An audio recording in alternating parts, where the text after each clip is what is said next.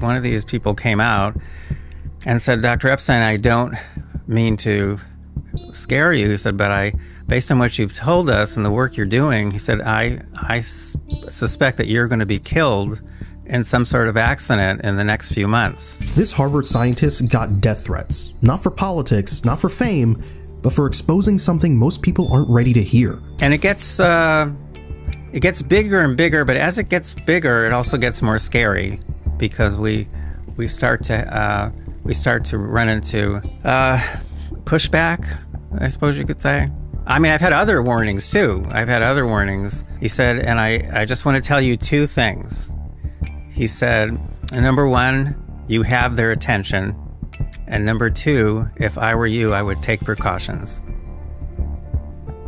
Oof. That's scary. We've had now 6 incidents in total. His name is Dr. Robert Epstein, trained by B.F. Skinner, published in Nature, respected in every academic circle, until he asked the wrong question.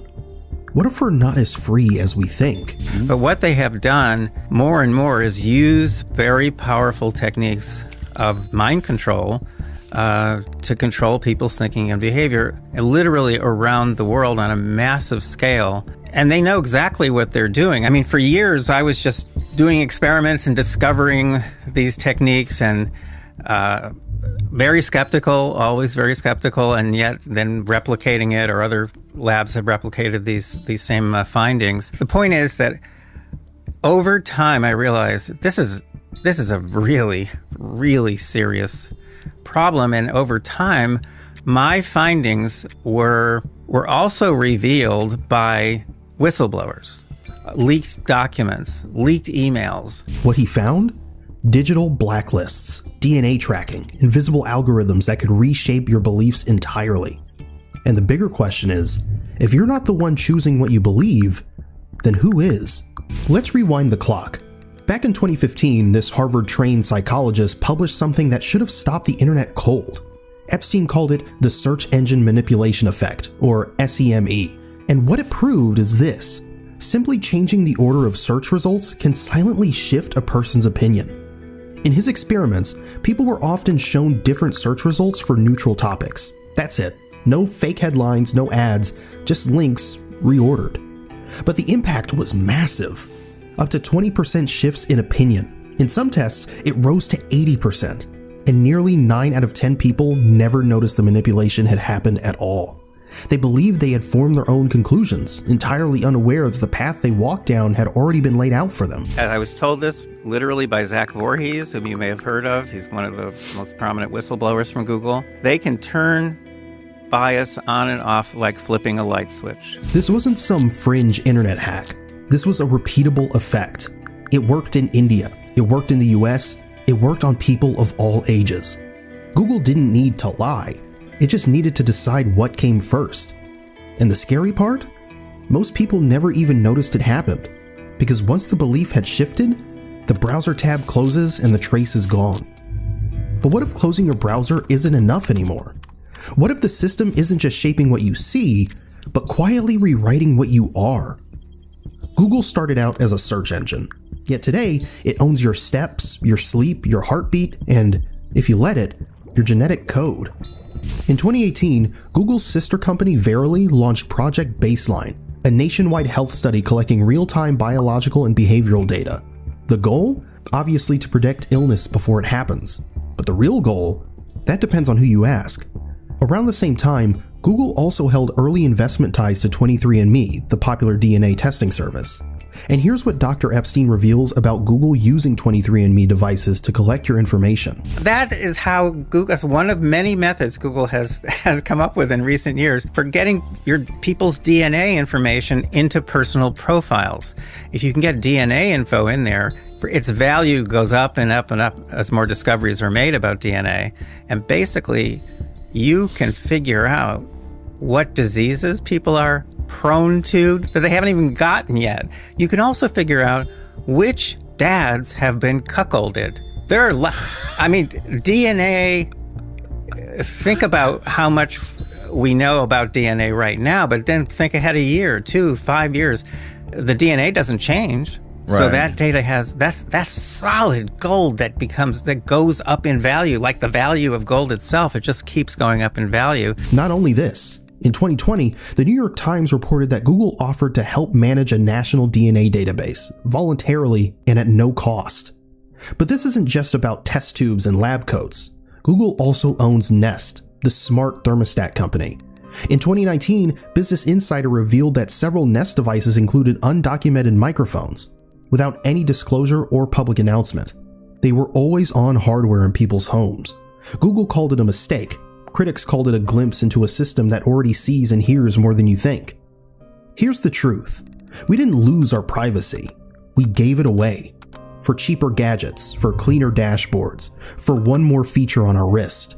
But now, Google doesn't just know where you go or what you watch. It knows what your body is made of and where your bloodline leads. You thought you were signing up for convenience. What you really signed up for was ownership. They just start out innocently, and then someone or other realizes that they can use this to change people's thinking and behavior. Let me tell you this. Before Google was a household name, before Chrome, before Gmail, before the maps in your pocket, it was just an academic experiment at Stanford. But even back then, powerful eyes were watching. I think we have to be fair here. The intelligence agencies, we're talking the 90s, so there was barely an internet. And the intelligence agencies, they had meetings about this growing internet thing, and they were worried about how it could pose a threat to national security. And one very legitimate concept that they were working with was that if there's more and more information posted out there and someone wants to build a bomb, that's going to be the first place they go. They're not going to go to their public library. Right. They're going to go to this new internet, which at that point was easy to use anonymously.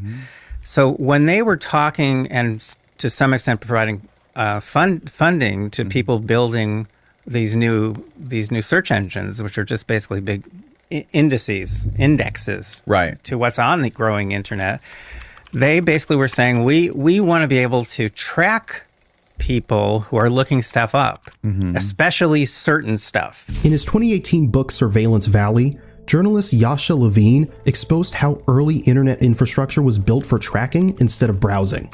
Levine traced Google's origins back to the Massive Digital Data Systems, or MDDS initiative, a project backed by intelligence agencies like DARPA, the NSA, and even the CIA.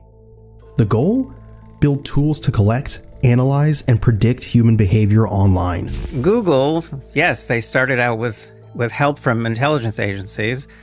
Yes, they were definitely encouraged to preserve search histories. One of those tools was Google's now famous algorithm PageRank. On the surface, it sorted websites by importance, but at its core, it measured intention, what people cared about, who they trusted, what they were likely to click next. It was a calculated prediction engine for desire. The deeper you go into Google's early funding and academic partnerships, the more it starts to look less like a tech company and more like a behavioral weapon. One designed not just to organize information, but to study, steer, and eventually shape the species that created it. And somewhere along the way, it stopped being a tool and became the master. If you now think that's the end of the story, it's not. We're only halfway down the rabbit hole. In 2019, a Google insider broke the silence. Zach Voorhees, a senior engineer at the company, walked out with over 950 pages of internal documents and handed them to Project Veritas. The files weren't theories. They weren't drafts. They were operational systems with names like YouTube blacklists, controversial search queries, fake news watch, and fringe ranking classifiers. Each of them was designed to do the same thing: control visibility, quietly, without notice. If a video, article, or creator didn't fit the preferred framework, it wasn't banned outright, it was just pushed into digital obscurity. You could still say what you wanted, you just wouldn't be seen. When the leak went public, Google didn't deny these systems existed. They called them part of their quality control infrastructure. But who decides what qualifies? What counts as truth? What gets ranked or removed? Dr. Epstein reveals it all. There's a section there on how Google makes those decisions. And I'm quoting from an internal document at Google. It's about a 100-page document that's meant to train people to make those decisions about what content to suppress. So I quote actual language from this internal training manual, and you're just kind of guessing, but when you actually see what's in the training manual, you don't have to guess anymore. Because what it says over and over and over again, I think 22 times, over and over again, it says, well, when you can't quite make up your mind, just use your best judgment. It gives tremendous personal, discretionary authority to the people making these decisions, and those people are used to train the algorithms that are now making a lot of those decisions. And then, for 40 minutes, the mask slipped. The filters fell away, and the world saw what it really means when Google decides to flip the switch. It happened on January 31st, 2009. For just over 40 minutes, Google flagged every website on the internet as harmful. Every single link was marked with a digital stop sign. Millions of users froze. Platforms crashed. The warning? This site may harm your computer. But the sites weren't harmful. It was Google itself throwing the switch. The company later called it a human error, a rogue update in their safe browsing tool. But some cybersecurity analysts weren't convinced. They saw the event as something else entirely. A failsafe test. A controlled experiment to see what would happen if Google suddenly, decisively, pulled the plug. At that time, stock markets were closed. The damage was minimal. But the message couldn't have been clearer. Google doesn't just connect the world, it can disconnect it at will. And the scariest part? It didn't need to touch your files or your thoughts, just one silent update. And reality as you knew it was offline. So when a courtroom finally called Google to the stand, you'd think the right questions would follow. They're still in the remedy phase of 2 big federal trials. Yes. Those are going to determine, very possibly, those might bring about some big changes in the company and possibly enormous loss of revenue. But they didn't. Because sometimes a trial isn't about justice. It's about keeping the real crimes off the record. These cases are shams. Oh. They were designed, as far as I'm concerned, it is my opinion, that these cases were designed by Google's lawyers. In January 2023, the US Department of Justice filed a high-profile lawsuit against Google. On paper, it looks serious. An antitrust case accusing the tech giant of monopolizing the digital ad market. News anchors debated it. Headlines called it a reckoning. But the questions no one asked were the most important ones, about surveillance, psychological profiling, and mind manipulation. That part was left untouched again. Dr. Robert Epstein said it best in a 2023 podcast interview with The Hill. Even if they're forced to sell Chrome, Google wins. It gives the illusion of accountability while hiding the real levers. So what would happen? You're going to force them to sell off Chrome? I said, who cares? I said, if you force them to sell off Chrome, I said they'll get $500 billion in cash for the sale, because they do get paid. Right. So you force them to sell off Chrome. I said, and they still get all the data. He said, how would they get all the data? I said, well, whoever now owns Chrome is still going to use Google's quarantine list to check and make sure every website is safe before they take anyone there. So Right. Google gets all the same information, or most of the same information, or Google could pay them. They could have a back door that they didn't even know about. They could also build in 100 back doors. Yeah. He's not a politician. He's not selling a belief system. What he's trying to preserve is something a lot more fragile: your ability to think for yourself. So here's what we're left with. Not just a search engine, but a silent architect of thought. A system that watches, nudges, rewrites, and calls it convenience. Dr. Epstein didn't expose a glitch in the Matrix. He showed us the Matrix is real. And if we don't start questioning what's being shown to us, the next belief they rewrite might be your own. Before I testified, a high-ranking executive from Google testified. And the man, under oath, was asked by, I think, Senator Josh Hawley, does Google have any blacklists? And he replied, no, Senator, we do not. 3 weeks later, that's when that is when Voorhees documents are made public, and there's a bunch of them that are labeled blacklist. Now, think of the arrogance. Think of the arrogance. If I were running Google, excuse me, but if I were running Google and I had a bunch of blacklists, I would not call them blacklists. I might call them shopping lists. Anything but blacklists. I'd call them purple lists. Yeah. According to him, it isn't about market dominance anymore. It's about consciousness dominance. Because if a company owns the way people think, what does it matter who owns the software?